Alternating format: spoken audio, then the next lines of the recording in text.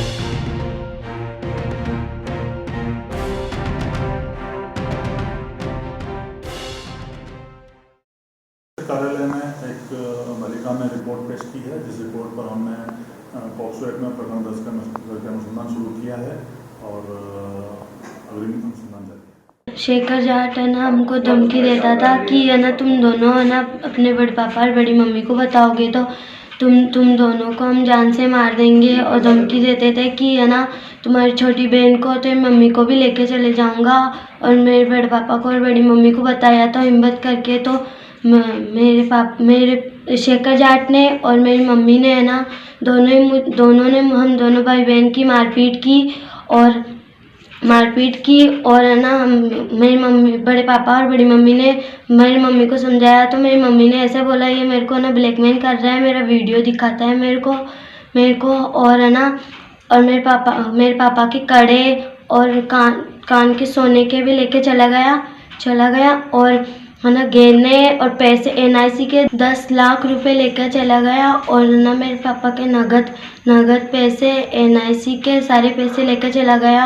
और है ना हम दोनों को धमकी देता था। मेरे पापा की डेथ के बाद में वो है ना हमारे घर पे आता था, शराब पी के रोजाना आता था, हमारे पड़ोसियों को धमकाता और हमें है ना परेशान करता था। गहने सारे लेके चला गया।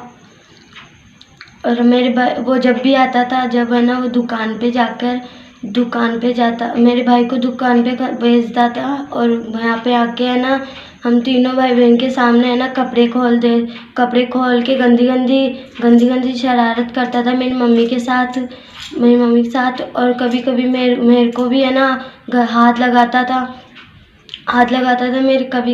मुझको है ना ऐसे बाहों में ले लेता था और मेरे भाई को गंदे वीडियो दिखाता था। हमारे गांव में एक शेखर जाट का लड़का है, वो हमारे घर पे आता था। पापा मृत्यु के बाद में शेखर जाट हमारे घर पे आता था। मेरे हमको गलत ऐसे बोलता था, किसी को बताया ना तो मैं तुझको मार दूंगा। तो हम तीनों बहन भाई को कहता तुमको मार दूंगा चक्कू दिखा के। और मेरी बहन को गलत तरह से टच करता था छाती पे। मेरी बहन एक दिन मेरे बुढ़ापा को कहने गई तो उसको पीट दिया। मेरी मम्मी से पैसे लेके जाता था, हो गई उसको आते हुए। हमारे पैसे भी ले गए 10 लाख, हमारे जेवरात भी ले गई। मेरी बहन को भी साथ ले गई, निरंजना को। शराब पी के आता था, यहाँ पे भी शराब पी था हमारे घर पे आकर यहाँ पे बैठ कर घर पीता था। दिन को भी आता था यहाँ शराब लेके, वीडियो दिखाता था गंदे ऐसे बोलता था हम दोनों प्यार करते हैं, किसी को बताया तो मार दूंगा तुमको। बंद कर देता था कमरे में, दूसरे कमरे में। मैं कहीं बाहर रहता था और ये हमारे घर में ये घटना घटी है। और पहले भी इस बच्ची ने हमारे को बोला था कि भाई ऐसी बात है, ये शेखर हमारे घर आता जाता रहता था। और फिर हमने इसके पिता को भी बताया था, इतला करी थी फ़ोन पे, और उसने भी हमारे को कोई रिप्लाई दिया नहीं था। और फिर एक दिन चौराहे पे, मंगरी चौराहे पे ये यहाँ पे है, तो यहाँ मेरे को मिला था, तो मैंने उसको बोला था, तो फिर ये रतन मेरे पास आया था और रतन बोलता है कि हाँ अब नहीं करेगा, और उसको साथ में लेके के चला गया था, और उसके बावजूद भी ये आता जाता रहता था।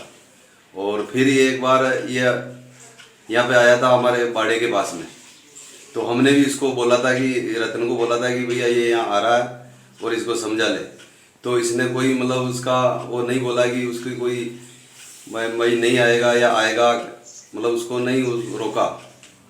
तो इसलिए ये मेरे को अंदेशा है कि ये रतन भी इसके अंदर इन्वॉल्व हो सकता है, तो इसकी भी कानूनी कार्रवाई करे और हमारे को न्याय दिलावे। ये हमारे छोटे छोटे बच्चे हैं, ये सारे जेवरात और सारा पैसा वो लेके चली गई, और वो शेखर जाट वो पहले भी यहाँ आता था और यहाँ से पैसे नगद, अन्यथा ये अपना हमारा जेवरात और LIC के जो क्लेम का जो पैसा था वो भी वो लेके चले गए।